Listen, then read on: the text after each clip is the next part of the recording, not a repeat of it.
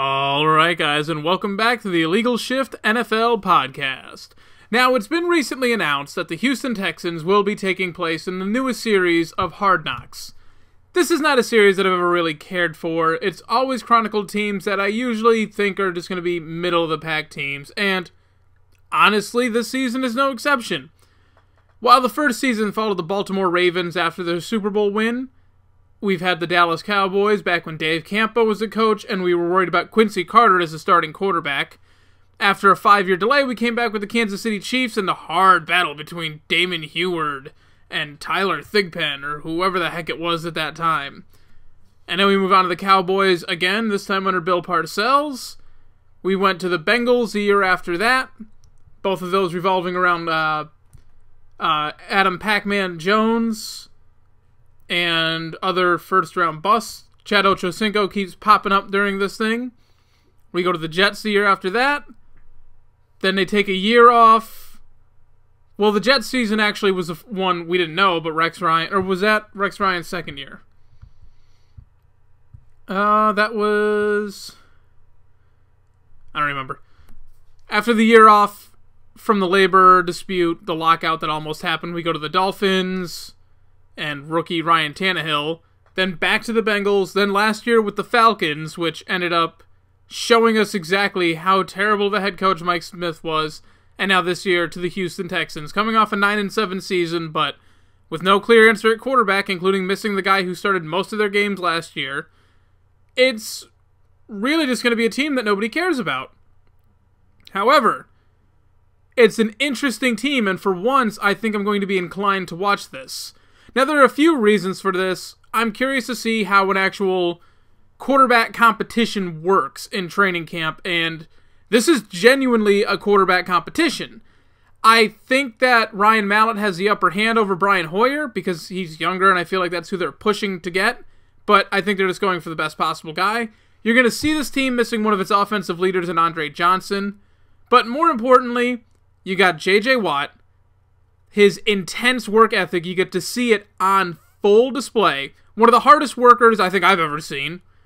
You've got Arian Foster, who is just out there. He's got a huge personality, tons of charisma, and he just loves to talk, and he and himself will be entertaining. You've got the comeback potential of Jadeveon Clowney trying to come back from the injuries that basically have piled on the last few years, and hopefully he comes back healthy for their sake. You have a lot of interesting storylines coming in here, and I think for once this is a show that I will watch. That said, I would not be surprised if at the end of the year the Texans are 5-11, Bill O'Brien is fired, and they're trying to get a quarterback of the future in the early part of the 2016 NFL draft. But it at least should be interesting, because if nothing else, we get to see J.J. Watt just run over his offensive linemen, who are not very good. And with that, it is time now to turn our attention back to the off-season storylines, because while Hard Knocks is going to give us something to talk about for a little bit, there's still always plenty of stuff happening. And while we look ahead to the future, we look to see what's going to happen in the off-season from here on out during the summer before we actually get into training camp. We've had a few storylines going on, and I'll touch on those in a bit. But let's review, let's talk about some of these things that have already happened. Here are the 5 most intriguing storylines from the 2015 offseason, or at least my opinion. Now also later on, I'm going to get to a couple other top 5s, my top 5 Super Bowl dark horse picks. There are a lot of teams that people think are going to make the playoffs or be really good, and they're the Super Bowl contenders. You got the Patriots, the Ravens, the Broncos, the Seahawks, Packers, yada, yada, yada, all those usual suspects. But I'm going to give you 5 teams I don't think people are talking about, or at least not talking about enough, who could actually make a Super Bowl run. And a couple of these names are going to surprise you. We're also going to get to the top 5 overrated teams. These are teams that a lot of people think are going to be really good, and I don't understand exactly why. So we will get to those later as well, but first, let's talk about Deflategate. Now, this is the big storyline from the offseason, well, recently anyways. I was going to do a podcast about Deflategate, and then I realized I just don't care. I'm sick of this story already. We've talked about it so much. I have to hear about it all the time. It still hasn't gone away. Tom Brady still hasn't had his appeal. The Patriots have conceded. They have paid their $1 million fine. They are giving up their first-round draft pick, their fourth-round draft pick. All fingers point to Tom Brady did it. We've known this. It's not news. I don't care. But the reason for the penalty, the 4-game suspension, is because he lied. That's the only reason he got the 4 games. Do you really think the Colts stood a chance? They lost 45-7. And that was not because of the balls. We've been over this a million times. The second half, the balls were fully inflated, and they still got blown out. And he won the Super Bowl with the regulation balls. I'm sure he's done it in every other game for the past, 5 seasons maybe? Every other home game, he's probably done it the last 5 seasons, if we're being honest. Which, yes, probably meant an advantage. Maybe that's why they won that Ravens second-round game this year. Who knows? Who cares? I don't. I think it's not that big a deal. I think in his mind it gives him a better advantage, and it actually gives him. People like to think it's, oh my God, it's not like it's squishy. It's not like it's going to stick immediately to your wide receiver's hands. It's not like the running back will never fumble the ball again. You get a slightly better grip. And I know, everyone's looking for that little edge, and that's fine. But that's exactly what it is. It is minuscule. It is not going to decide a game.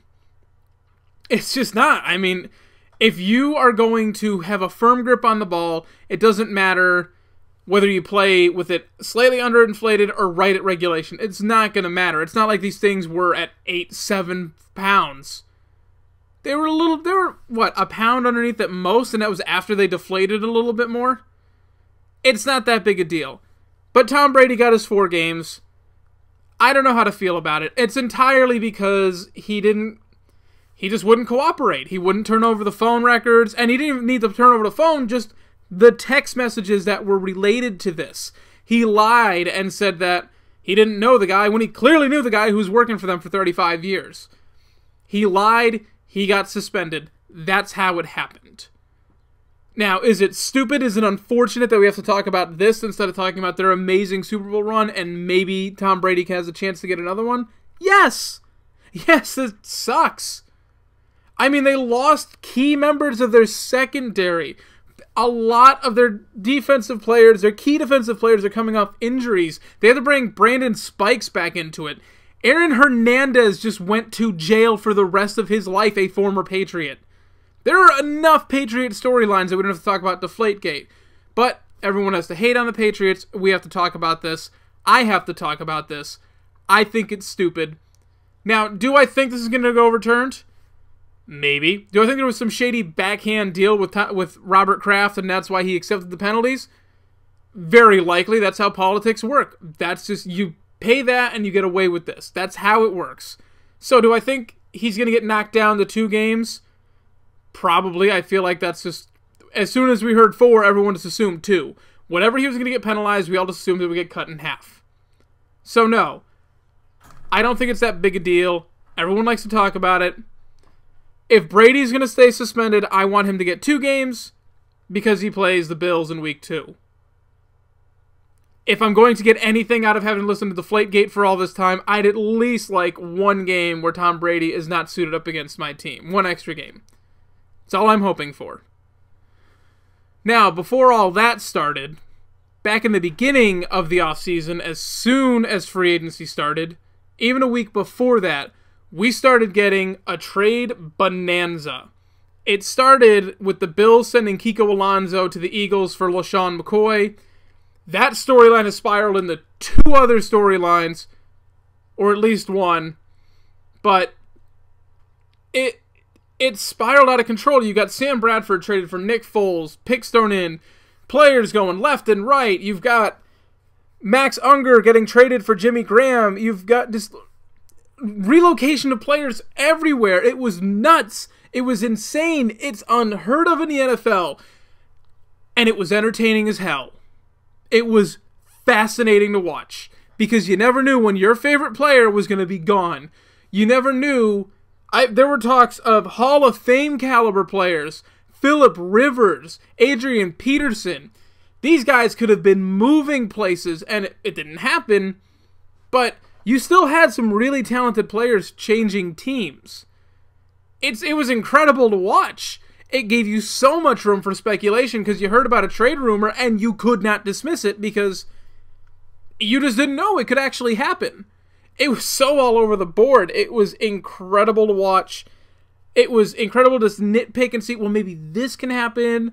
People talked about Drew Brees being traded once Deflategate really blew up. Well, maybe Tom Brady's done in New England, especially if Jimmy Garoppolo works out. It interconnected with everything else, the draft, just structuring your salary cap. You never knew what was going to happen. It was, Haloti Ngata got traded too. Another big player. You had a fire sale from the Saints getting rid of all of their wide receivers. I'm just surprised, honestly, that, quarterbacks, mid-level quarterbacks, flying everywhere. Matt Castle's on the Bills now. You have Ryan Fitzpatrick competing for the starting job for the Jets. I don't believe Chan Gailey. Geno Smith is not entrenched as a starter. I just don't believe that at all. I feel like you just have to say that. But potentially franchise-changing moves are happening, and they happened within, like that, minutes of the free agency deadline coming. Again, go back and listen to that Grantland NFL podcast if you want to hear live reaction from people. They were recording it as the trade deadline or the free agency deadline happened, and it live just boom, boom, boom, like one after another. It was fascinating, and that's how we all felt. We were all baffled by some of these moves, but most of them make sense. The only one that's really indefensible, perhaps, is the Seattle-New Orleans exchange of the center for the tight end. It's a change in philosophy for both teams, and it's interesting to see how that's going to work out. And obviously, the team that really made the grade, or at least just made it blow up even more, were the Eagles.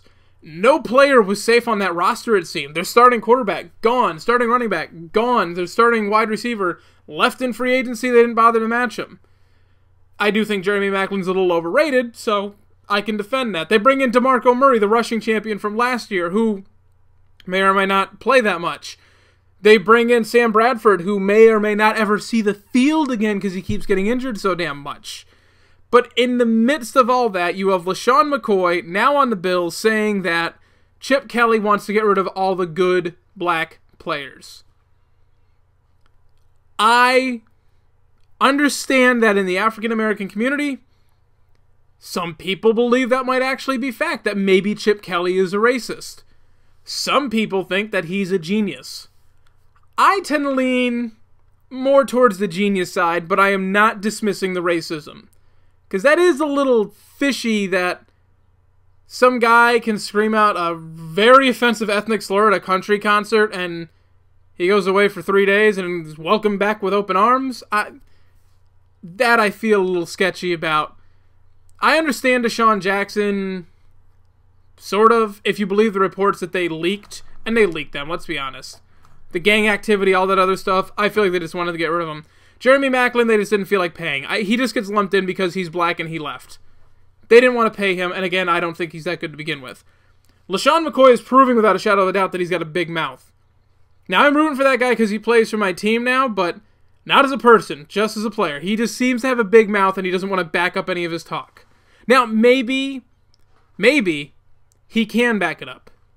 Who knows? But he won't. And that's an issue. So, I think Chip Kelly is more on the genius spectrum because from what it sounds like, he's trying to install his offense or his version of it, and he recruited DeMarco Murray and Sam Bradford, both played at Oklahoma, both play the spread offense, and he wants to go run heavy. Now, I'm not... He tried to make the civil move. He signed Ryan Matthews because he had already offered him the contract without realizing that he was going to go after DeMarco Murray. And, you know, I sort of respect him for that, but from a management standpoint, you don't need Ryan Matthews. We've seen what he can do, and that's usually sit on the sideline on the injured reserve. So, I think he knows exactly what he's doing. He doesn't want to pay for wide receivers. He wants to get his guys. He wants to build the team his way. He doesn't want to just get stuck with what he was already given. Now, unfortunately for him, you're getting rid of wide receivers who might be considered in the top 10 of the league. I'm talking about Deshaun Jackson, not necessarily Macklin. Running backs are easily in the top 5. I mean, the quarterbacks, that doesn't bother me that much. You know, you're releasing... I mean, no one ever talks about Trent Cole, another black player gets released. But again, he was old and injury-prone, and no one seems to lump him in with the rest. But you're building your team your way. And I think that's admirable. And I think he knows what he's doing, because obviously, this is another cliche, but he started in New Hampshire as a head coach, and is now one of 32 people in the entire world to be coaching an NFL team. I think he knows what he's doing. And again, if he screws up, he's got plenty of jobs waiting for him in college. Now, these next two, the last two offseason storylines, kind of tie together. First, I want to start with Adrian Peterson. You guys know my disgust for what he did to his son. I believe that is unforgivable, but that's just me coming from the north. A place where even a spanking, just a regular routine spanking, makes a lot of people cringe, let alone what he did to his child. So, remember that when I say my opinions about Adrian Peterson. Now, off the field, I think he's a scumbag, but that's besides the point. On the field, he is still... I mean, I guess he's got to show it again because he didn't play last year, but he's got to be in at least talks for the best running back in the league. Although I think Le'Veon Bell just ran over him and took that title away. I thought he was going to get traded. I really thought Minnesota was done. But I think he made himself stay in Minnesota because his plan backfired. He kept saying that he wanted to be traded because he didn't trust the organization, because he felt like they didn't have his back through all of that. No, Adrian. The Vikings did not have your back when you beat the living crap out of your kid with a stick. No, they didn't have your back, just like most people didn't have your back. You got placed on the commissioner's exempt list. You got paid. You made your full salary next year, and you were allowed to go through your legal issues. And you felt like you weren't taken care of? I would love nothing more than to sit at home while my job paid me my entire full salary to not go to work. I think most of us would. And I understand football players and sports athletes in general are different people and want to be out on the field, but you were in a bad place. You were in trouble. Luckily for you, it happened in Texas and not Minnesota, but you were in a lot of trouble. And that's what disgusted me the most about Adrian Peterson is he didn't get it. He still kind of doesn't get it. He doesn't realize what he did. He beat the crap out of a child. It wasn't discipline. You don't beat the crap out of a 2-year-old with a stick. Are you out of your mind? That was not discipline. You're supposed to be potty training this kid, not beating the crap out of him. Now I understand the terrible twos. I get it. There are kids literally of all ages living downstairs with me. My nieces and nephews, they range anywhere from age 12 to age 2. There's 4 of them. I have experienced this age. I've got my other nephew, he's 7. I deal with this a lot. I understand how kids go. But you don't beat the crap out of them with a stick when they're 2. Now, if they're 8 and they do something really bad, then that is up to you. But my big issue is the fact that it's a 2-year-old. It is a toddler. It is not a child. It is a toddler. That's what I find disgusting about that. That's why Adrian Peterson, the Minnesota Vikings, did not have your back for that. And that's why you should be thankful that you were still playing for them, or playing for anybody.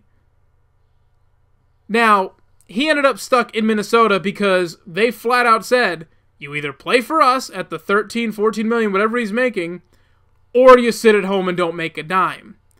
He had no leverage. He was trying to make up leverage. He was literally trying to use beating the crap out of his child as leverage to get a new check.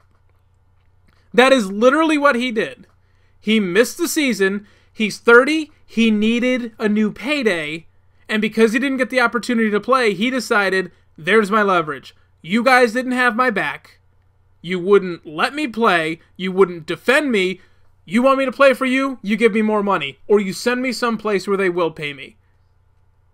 And that makes him even dirtier than I thought he was before. And that means he doesn't get it. Now, I don't fault the Vikings because on the field, you got to take what you can get. You're trying to build for the future. And sometimes you got to break a few eggs to make an omelet, as that old cliche goes. You got them on the books, you take them. You can get rid of them next year with no money owed. But you got them, keep them. Especially if it pisses them off. But that keeps coming up to the new issue of there is a new culture in the NFL. And everyone's worried about domestic violence and abuse and scandals in general. People are getting released all the time for DUIs, dog fighting, dog killing, dog abuse. Every issue that we have been prominently seeing in the NFL for decades. All of a sudden, it's a big no-no. Well, here's the thing. This new culture, this is not a new way of the NFL. This is the Wildcat. This is waiting. Once Roger Goodell is gone, which may or may not be happening soon, and they bring in a new commissioner and he puts his foot down, just like Roger did when Roger came in. Give it a couple of years. Let's see how tight they are in this new culture. Now, I'm sure domestic abuse will never fly again. I can guarantee that after Ray Rice, and don't even get me started on him being blacklisted from the NFL, because that's just garbage. But after Ray Rice, domestic violence will never, ever be tolerated again in the NFL. Because they've seen the backlash. And that's the big one you point to and say, hey, do you want to be just like the Ravens were? Do you want to have that egg on your face? So no, domestic violence will not be tolerated. And they can say that they're trying to improve society and this and that. Yeah, okay, they have to say that, whatever. They don't seem to be trying very hard. But the minor incidents, please. Those won't be a big issue for very long. They never have been. They are right now, but give it a couple of years. It won't be. So don't worry about it. Marcel Darius arrested possessing pot? 1 game. Le'Veon Bell? 1 game. You know, they're actually getting more lax with other rules, but they came down on 1. That was their segue into making marijuana not as big a deal. Now, I don't think marijuana should be a big a deal. I think a DUI should be a little more serious, though. That is potentially murder. That has been murder before Dante Stallworth. So, driving under the influence should be taken a little more seriously, and if you want to set a precedent, that's where you should go. You can't just go, domestic violence. That is very bad. Oh, your alcohol level is 3 times the legal limit? Just drive on side streets, you're fine. So no, this new culture is not going to last. Unless they bring in a real hard ass for a new commissioner, and quite frankly, I don't think the owners want that. But that is what has happened so far this offseason. Now again, all of these stories keep erupting and coming and going and whatnot. And I'll be 100% honest. Let them come. Unless something really major happens, you're not going to hear me talk about it. Hell, I couldn't even do a podcast with Deflategate. You really think such and such backup quarterback? Oh, Tim Tebow got released before the start in training camp. Ooh. Johnny Manziel threw a water bottle at a fan. Fan was being an asshole. Leave the guy alone. So no, I'm not 100% worried about the rest of the storylines, but I figured I'd touch on what we have been dealing with over the last 4 months. But now, let us look forward. Let us look at the 2015 regular season. Now, as I said with the last podcast, I'm basically taking all of June and July off. I'm going on a bit of a summer vacation from this. It'll give me time to sort of work on the Illegal Shift, actually writing articles for there, because as you guys have noticed, haven't done one. I've got one halfway done. That should be up soon, and I'm going to really crank out a good pieces, I should say, about a preview for the upcoming season. But before we get into that, now I'm not making any predictions just yet. I was thinking about it, but I'm not going to do that just yet because there's still a lot to be settled. I will do my official season predictions somewhere in the middle of August, once we kind of see where it's going and kind of know if anyone gets injured. Hopefully no one gets injured the last 2 weeks of the preseason. Hopefully no one gets injured in general in the preseason, but unfortunately it's what happens. So the first thing I want to talk about, I want to get to 2 top 5 lists real quick. My first one here is the 5, in my opinion, Super Bowl dark horse candidates. These are teams that I think, if, that's the big word with this one, if things break in their way, they could be playing for the Super Bowl come February. Now, do they win the Super Bowl? Well, I think they have a chance. Is there a likelihood that all of these teams don't even make the playoffs? Absolutely. Of all of the 5 teams I have listed here, none of them made the playoffs last year. But do I think they can make the playoffs, get to the Super Bowl, and win it this year? Yeah, if everything works out in their favor. Now, and again, I'm not saying these teams will win the Super Bowl. And I'm not saying these teams will make the playoffs. I'm not even saying these teams will finish above 500. But I think they have the pieces in place to do it. And there are a lot of ifs. So, let's do it. Number 5, we just talked about them, the Minnesota Vikings. Now, a lot of people might think, oh, they went 7-9. They've got a second-year quarterback. How far can they go? Well, Mike Zimmer has turned out to be an excellent coach on the field and off the field. He gets his players to play hard. He was the big reason Adrian Peterson came back, except for the paycheck. But besides that, he was a big reason. But Mike Zimmer has been waiting for his chance for a long time, and even though they only went 7-9 last year, they went an impressive 7-9. I mean, you take your best player away from your coach after one game, and they finished 7-9. They went 7-8 after they took him away. That's not bad.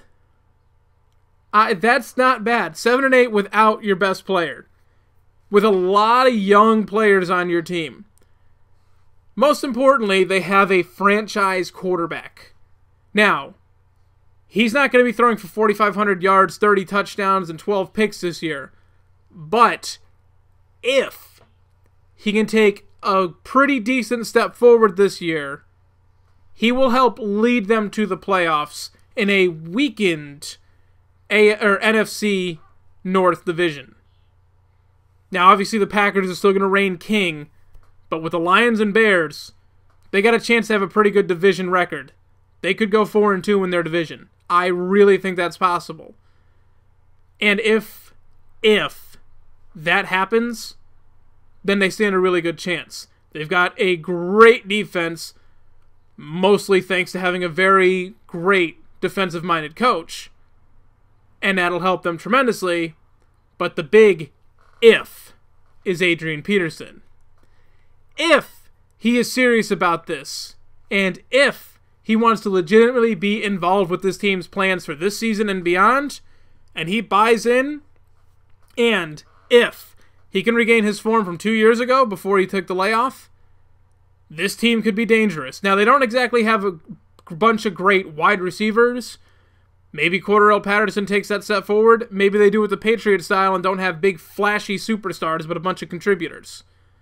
With Adrian Peterson, they can overcome that terrible offensive line. Hell, maybe even Matt Khalil takes a step forward in the right direction. But I think there's a lot going for them, and I really do think this team could make a big step forward and contend. I don't expect it. That's the reason they're number 5. But I really do expect them to make great strides this year, and I think they could be in the playoffs easily. They're not going to win their division, but as a wild card, I think they can do it. Now, the way I've laid these teams out, obviously, there is a realistic possibility that all 5 of these teams make the playoffs at the same time. So, keep that in mind. At number 4, I've got the Atlanta Falcons. Now, before you say, oh, wait, they went 6-10 last year. Yes, they did. And they almost won the division. They almost won the division. If they had beaten the Panthers in Week 16, they could have been the division champions. Or they played in Week 17. My mistake. So, they have a weak division. They can go 10-6 and walk away with this, probably clinch in November.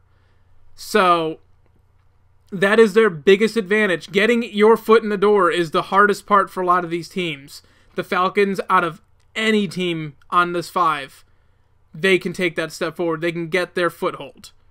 And when they get there, Matt Ryan, I feel like he's one of the more underappreciated quarterbacks in the league. He may not be top 5. He is definitely, I think, top 10.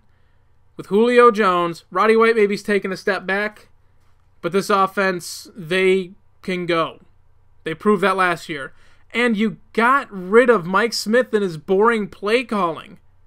Anybody's an improvement over that, so this team could flourish there. Not only that, but you bring in the defensive coordinator from the Super Bowl champions of 2 years ago and the Super Bowl runner-up this year, the defensive-minded coach, and you put him in charge of your whole team, that defense will dramatically improve. Easily. Even without a ton of talent around. They can make this team work much better. Now, they managed to add a pass rusher in the draft, but even without him, a lot of coaches, and we'll talk about one in a second, can elevate the talent of that side of the ball. Mike Zimmer's doing it in Minnesota. It's not like they had a great defense in place, but he elevated them. He made them better. The Eagles weren't really a great offense before Chip Kelly stepped in, but he came in and elevated them and made them dangerous. And I think that they can do that here. I think Dan Quinn can do that with the Falcons. Just like they're not on this list, but the Jets. I think Todd Bowles can elevate that defense, and they were pretty damn good last year. But if one guy is going to elevate a defense, it's going to be the guy at number 3 on this list, the Buffalo Bills. Now, I know I sound like a homer, but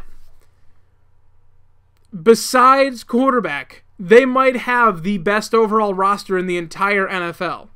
Their offensive line is a little shaky, but they can gel. They're young. Most of this offensive line is made up of second-year guys. You know, you might be starting Richie Incognito, who was out of the league last year. He could be at left guard. You have a rookie at right guard, a first-year player at tackle, and then a guy who should be playing right tackle playing on left tackle, and then Eric Wood is a leader, but maybe not the best on-field center. But Rex Ryan has a track record not only of quick success, but making guys play harder for him. So that means you elevate the level of talent at each position, and that makes them damn dangerous. Because tight end, they go and get Charles Clay, and if he's as good as they paid him to be, that's a dangerous tight end. Their wide receivers, Sammy Watkins, the rookie last year, first wide receiver off the board. Percy Harvin, we know he can be a threat when he wants to be a threat. Robert Woods is solid. He's not going to make any all-pro teams, but you're going to like having him around on there. The defensive line is best in the league, or at least in the conversation. The linebackers, they traded Kiko Alonso because they had so many. They need a little more depth, but they've got linebackers, and you know Rex Ryan's going to coach them up. Secondary, Rex Ryan's specialty. It's over. They were already good last year. And when it comes to ifs, this team does have the biggest if, and that is at quarterback. Who's going to be starting? That's the big question. Is it E.J. Manuel, the first-round pick? Does he finally live up to his potential? That maybe he had thrust on him, considering most thought he was going to be a second or third rounder. But does he live up to his potential? Can Matt Castle recapture what he had in 2008 in that one good season? Not only the 2008 season with the Patriots, but that one good season he had with the Chiefs. Is it going to be Tyrod Taylor, the guy that no one really knows about, the third stringer off the Ravens? Is it going to be Matt Sims? Probably not. But let's say it's Matt Castle. If Matt Castle can be that 2008 quarterback that he was, who went 11-5 with the Patriots, granted coming off a 16-0 team, but if he can look like that, this team can get their foot in the door in the playoffs. What happened the last 2 times Rex Ryan went to the playoffs? Oh, right, they went to the conference championship. Rex Ryan is not afraid of any of the big contenders in the NFL. And his players playing hard for him, and the Bills might be one of the most underachieving teams of the last 15 years. Because they've had talent before. A lot of teams have just been devoid of talent. The Bills have had it. No one's ever taken advantage of it. Rex Ryan could help them take advantage of it. So, if all of that works out, the Bills are there. And the reason they're at number 3 is because a lot of people think they're going to make the playoffs anyways. So, That's why they're not that high, but I don't think anyone thinks they're going to be Super Bowl contenders. I just think that everyone thinks 10-6, maybe sneaking in as a 6th seed. My number 2 team here, and not a lot of people are talking about them, but they have in years past, the San Diego Chargers. This might be their last season in San Diego. It seems like it probably is going to be their last season in San Diego. Now, why do I have this team so high on the list? Well, you've got a Hall of Fame caliber quarterback. That tends to help. Do I think he's a surefire first ballot Hall of Famer? No, absolutely not. But if he adds a Super Bowl to his resume, he would be, and I think he can elevate it. If you watched last season, the first 5-6 weeks, Phillip Rivers was the MVP. 100% of the votes went to Phillip Rivers. It wasn't close. Aaron Rodgers didn't get anything. It was Phillip Rivers as the MVP of the league through 5 weeks. It sort of dropped off for him after that. But, and again, I don't like the head coach all that much, and I really do think this is a team that if you put just a good coach on there, I think they're easily Super Bowl contenders. But here's the thing with the Chargers, too. The AFC West isn't that tough. They're really not. They play the Chiefs and Raiders. Those are 4 of their games. And then they play the Broncos. Now, the Broncos are the team that everyone thinks is either going to be a top 3 team in the league, or they might not make the playoffs. They're all over the board with them, and that's because of Peyton Manning. What's he going to look like? Is he going to look like the guy from the first 3 months of the season, or the last month plus the playoffs? Which Peyton Manning are we going to get? So, if Peyton Manning just has fallen off and he's at the end and he's just sort of meandering around and throwing for pedestrian numbers, I still think at his worst he's going to be a top 15 quarterback, top 10. But if he's like at that range, if he is low, then I think not only can the Chargers make the playoffs, I think they can win their division. So that means they're going to be competitive to the end. They were competitive to the end last year. They usually are. I think they can win this division if the quarterback plays well, if Melvin Gordon turns out to be a good pick for them. They added some linebacker depth, and even though they lost Nick Hardwick and that is going to hurt, they got used to that last year, and overall the offensive line has improved. So, I think this team has a chance. I really do, and that's why they're at number 2. But my number 1 pick, and a lot of people aren't going to like it, because it's not like they haven't been here before, the New York Giants.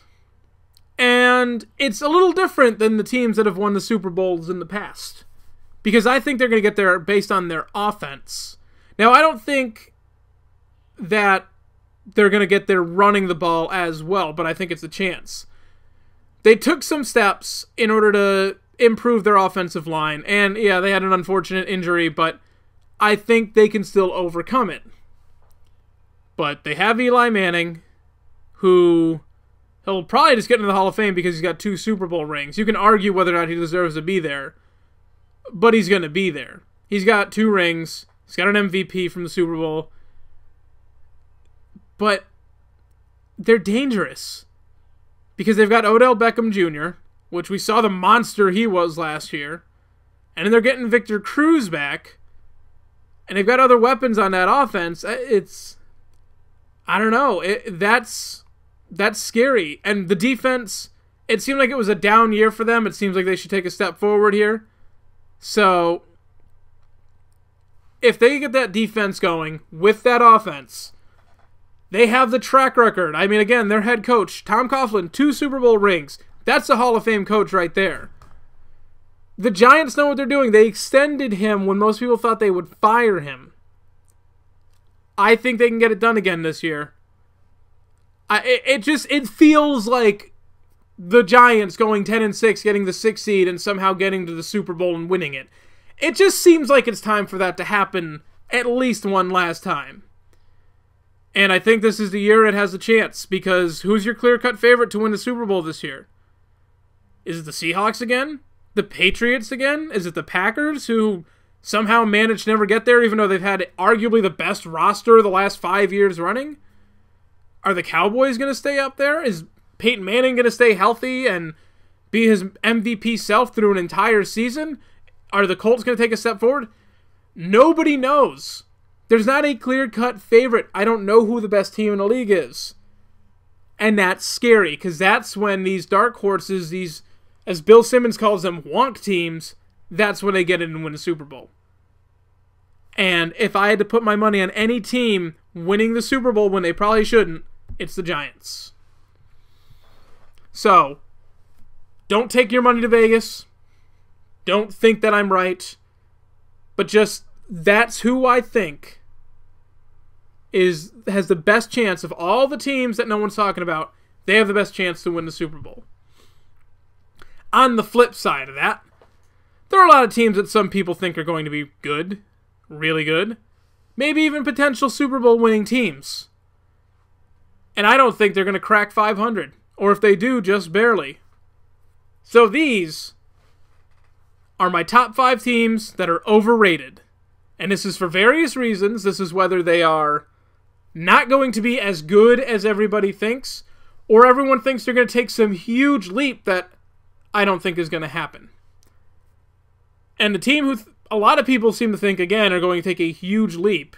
Jaguars are exempt from this list because I think everyone thinks they're going to take a huge leap, and that would mean 6-10. But the team a lot of people think are going to make a huge leap because of some weakness in their division are the St. Louis Rams. I don't buy that. Now, number 1, Nick Foles is an upgrade over who they had playing last year at quarterback, but I don't think he's an upgrade over who they had at quarterback. I think Sam Bradford is still better if he's healthy. So you've got Nick Foles. I think he's a stopgap. That's all I think he is. He had one good year in Philly and one season last year. And I don't think he's going to an offensive system that's going to help him because he got worse at wide receiver. Now, the Eagles are trying to play football without big-name wide receivers, and that's fine. It works for the Patriots. Obviously, it's the thing you can do. The Rams just don't have a wide receiver. They just don't. They're not nearly as bad as the Browns, but they're damn near trying. So, I don't know how you think Nick Foles is going to be good. And they go out and they draft Todd Gurley because they've been allegedly running a power run scheme this entire time, but they haven't had a good running back. Steven Jackson left. I'd argue that you could sign him right now and he would start over everyone else on that roster right now. And I don't think he's going to make an NFL team ever again. So they draft Todd Gurley, and I think Todd Gurley is going to be a monster. But I also seem to think that Todd Gurley could play this entire year. I think he could spend the first 6 games on the physically unable to play list. I really think he's going to miss the first 6 games. And I can't bank on a team improving when, for 6 games, the guy you're trying to revolve your offense around is sitting on the sidelines. Obviously, for injury, he's not getting suspended or anything, and I'm not going to hold it against him. But the Rams will take a step forward. But that won't happen until Jeff Fisher is no longer the coach. He is easily the most overrated coach of the last 20 years. And I remember guys like I remember Mangini. I remember Herm Edwards. I remember these guys being overrated and overblown. Romeo Crennel got 2 coaching jobs. Todd Haley. Ken Wisenhunt. There are plenty of overrated coaches. But people seem to think that Jeff Fisher is one of the greatest coaches of all time. And he's made the playoffs 4 times. In his entire, 30 years of coaching? 20? However long? He started with the Oilers. He got Steve McNair, who was a great quarterback. Maybe not a Hall of Famer, but a great quarterback. And he made the playoffs 3 times with him. He left. Vince Young had one crazy year. They made the playoffs as a 6th seed, and that's it. I mean, I don't understand the love for Jeff Fisher. It's more and more obvious by the year. Because everyone talks about all the talent that the Rams have. Again, it's just like the Bills. There's talent, but the coach does not utilize it. So I think they can take a step forward as the Los Angeles Rams in 2016 with Todd Gurley pounding the ball down the throat and Jeff Fisher sitting on his couch wherever he lives. That's the only way that they're going to take a step forward. Now, number 4, a team that people thought underachieved last year, but apparently it just turned out that's who they are the New Orleans Saints. That'll make Eric happy. Now, the biggest thing is they trade Jimmy Graham, and you can say he had an off year last year, he was still productive. They trade Jimmy Graham, they get back a center. Now, Max Unger is one of the best centers in the game, but they get back a center. They go out and trade Stills. They trade him a wide receiver. And they get a not very good linebacker who's overpaid. What? This is who you people think is going to go 11-5 in their division and make... No, the Falcons are way more talented. The Panthers are more talented. Hell, I think the Bucs are more talented than the Saints, honestly. Now, they have Drew Brees, and I'm not going to knock him, though he is starting to come down, and now you're getting rid of weapons. So he's not going to... If he has 5,000-yard seasons from now on with most of his weapons gone, good for him. That just shows he belongs in the Hall of Fame. But I think we're nearing the end of this era of the New Orleans Saints. And it was a great run. It was just what New Orleans needed post-Katrina. They did everything they could do. They gave this city a franchise worth being proud of. But you've got ownership in crisis. I don't know if the head coach is going to last past this year. I don't know how much longer Drew Brees is either going to be playing or playing for this team. We're getting close to the self-destruction, just hitting the emergency self-destruct button on the Saints and they're drafting first overall 3 years out of 5. We're getting to that, and that's how they built their team, and I'm not going to knock them. I've talked about this before. They built this team to win now. They gave themselves ways to blow up this team and start over, but it's not going to be a smooth transition. This is going to be like in basketball, when LeBron left the Cavaliers, you go from contending to being a champion to first round pick 3 times. First overall pick, I mean. That is where the Saints are going to go. And I think we're closer to that than a lot of people realize. And I think we're already there. And they haven't realized it. So I don't think the Saints are going to be very good this year. I'm not banking on it. Now at number 3 is a team who was good last year. And people for some reason think they're going to be good again. The Detroit Lions. This is very simple. You can say we won about Calvin Johnson's injury, but even after he came back, and Golden Tate played very well in his absence, their offense sucked. Their offense wasn't good at all. Which, considering you have Matthew Stafford, who's thrown for 5,000 yards in his career in a season, Golden Tate came on strong, and Calvin Johnson is an 1,800-yard receiver when he's right. But their offense isn't very good. And what carried them last year was their defense. Well, the strongest point was their defensive line. And the 2 best players from the defensive line are gone. One of them's in Miami and one's in St. Louis. You got Haloti Ngata. Who would you rather have, Haloti Ngata or Ndamukong Suh? Suh, who would you rather have, Haloti Ngata or Nick Fairley? That's a toss-up. You replaced your second best defensive player, but you didn't replace your best. No disrespect to DeAndre Levy. He is amazing, but I think the defensive linemen were more important to this team. And to top it all off, the head coach is Jim Caldwell, who just stares. He just stares. That's all he does. He just stares. He doesn't... I don't imagine that man ever says a word. I've never seen him make a facial expression. I'm not certain he's been alive during his entire coaching tenure. That is their head coach. That's a big issue. And I don't know how people think they're going to go 11-5 again this year, when I think they're more likely to go 6-10. I still don't think they're going to finish in last place because the Bears play there, but they're going to be pretty bad. So brace yourselves, it's coming. Speaking of not very charismatic and good head coaches, the Miami Dolphins, with Joe Philbin at head coach, who found out the other day he is from my hometown, so he and Vinny Del Negro both. I'd like to apologize for Philbin. Not Del Negro, he's actually a decent coach in the NBA, he just got a bad rap. But I'd at least like to apologize for Philbin. That's your head coach. He's the guy who saw the bullying scandal and the ownership looked at him and said, well, what are you going to do? We don't expect you to control the locker room. What? What? Like, it became a national scandal, and that guy kept his job. It's amazing. And the only reason that team competed as well as it did last year was because they got Laser in there on the offensive as an offensive coordinator. And he turned Tannehill into a, $16, $17 million a year quarterback? You can argue that all you want. But their coordinator is more important than their head coach. Good news is, when they fired Joe Philbin, when the team is 2-6 at midseason, they've got an interim coach right there. But on top of that, they are too top-heavy. Mike Tannenbaum shows up for 2 months and stamps his seal right on this team. They give all this money to Sue. They are so crippled salary cap-wise. Now they give the money to Tannehill. I don't know how they're going to make the salary cap situation work, because next year they're not going to have any money. Sue's getting paid less this year than next year. He's basically getting paid, I think, $28 million next season out of that contract. He's going to have this humongous cap number to make it work. So if they don't win this season, I don't know what they're going to do next season, because they're not going to be able to improve, not unless they draft very well.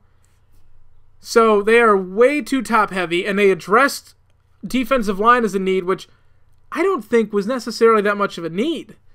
Now, what they needed was secondary help and linebacking help. And they got rid of a linebacker instead. They did nothing to address this. So you still have your glaring weaknesses there. And yes, I know Cameron Wake. Okay, he's a pass rushing outside linebacker. I'm talking about the run stuffers, the guys in the middle, the guys floating around. It's different. Cameron Wake, I love you. You are talented. You are the best player on that defense. I don't care if Sue plays there. You're the best player on that defense. I'm not disrespecting you. I'm disrespecting all the guys behind you. And on top of that, who's playing running back? It's not as overrated a position as everyone thinks. Who's playing running back? Do you know? Because I don't know. Is it going to be Noshawn Moreno? I don't know. Is it going to be Daniel Thomas? I don't know. Who's going to be playing? Is it Daniel Thomas? Whatever the guy's name is. Who's playing running back for this team to take some pressure off of Tannehill? He is still adjusting to this. He's still trying to develop. He was a raw talent coming into the league. He didn't come in as a Heisman-winning quarterback. He came in as, I've played quarterback for a year and a half. I can do this in the NFL, sure.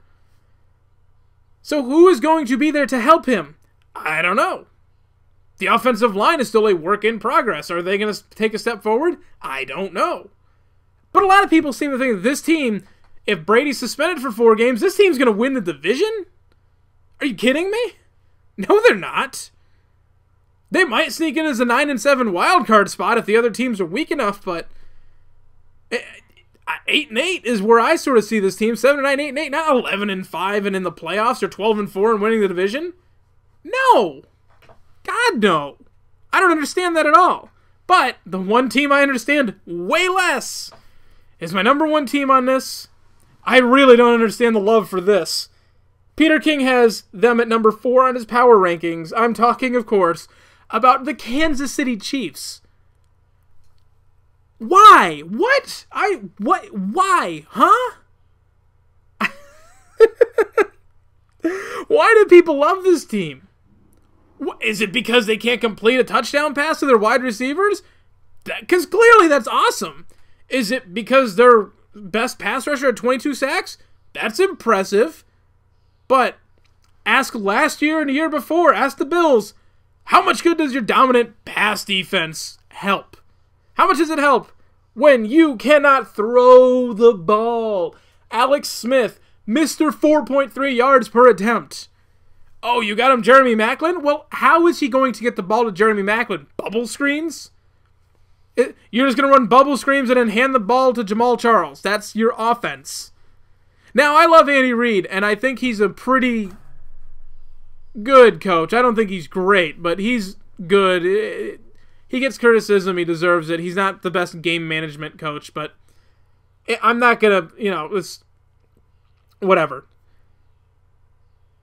But he is not an innovator on offense. Now, I don't know. Maybe he knows something I don't, getting a speed receiver paired up with a guy who throws the ball 7 yards down the field. Maybe I missed the memo. Maybe this is going to explode. But You're really hoping on Yak there, aren't you, buddy? You're just really hoping that works out for you. People think this team... I mean, again, Peter King, 4th best team in the league, the Kansas City Chiefs. A lot of people think... They have written it down in pen. The Chiefs are going in as the 5 seed. They are confident in this. I'm not 100% sure how much better they are than the Oakland Raiders. I'm not calling them the playoff team. Now, Andy Reid's good enough where I won't say that this team is impossible at getting 9-7, 10-6, but that's if a lot of things break right for them. I think this team is more in line for 7-9 and 6-10. I think that's where these Chiefs are going. I don't understand it. I mean, I get the defense is pretty good, but not that good. The Lions managed to limp their way into the playoffs because of their defense to overcome their offense. The Bills literally lost games last year because of their offense. It's the only reason they missed the playoffs. Again, all they have to do is just make 1 out of 8 completions in the end zone. And they beat the Chiefs and they're in the playoffs last year. They're that close from being the team in the playoffs instead of the Ravens. That's all it was going to take.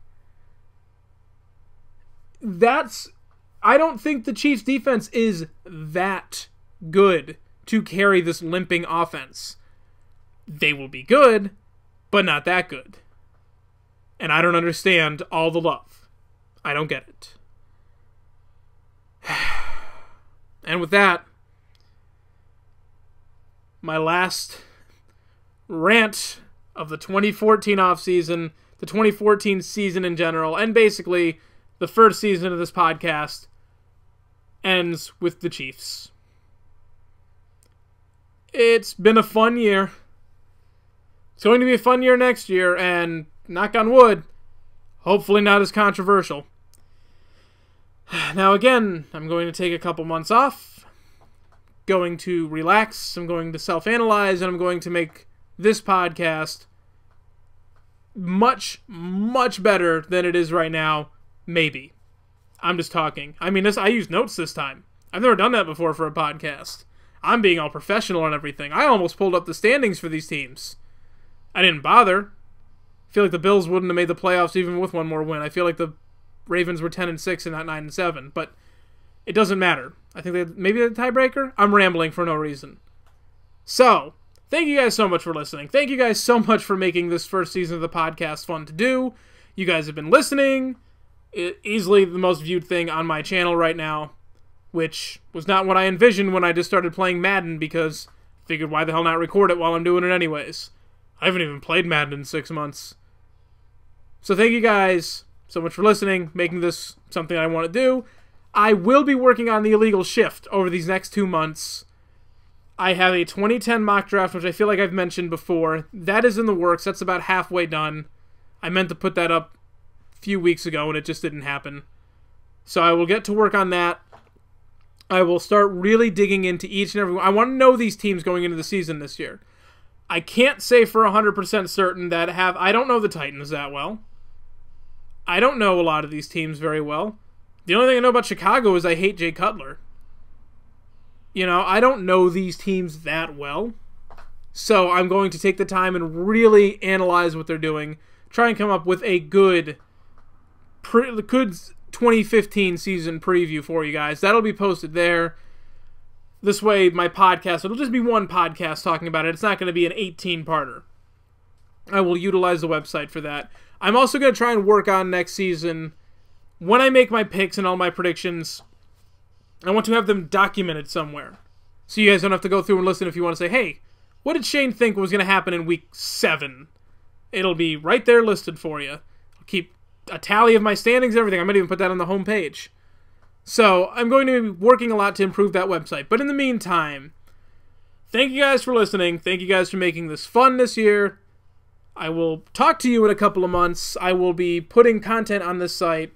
In the meantime, I will be putting content on this YouTube channel. Obviously not related to football. Possibly. And other channels. And be sure to check out jellybeansniper.net and illegalshiftnfl.com for everything you need to know if you need to keep yourself entertained and for some reason I'm the only one who can provide it. So thank you guys so much for listening, and I will talk to you guys in a couple of months.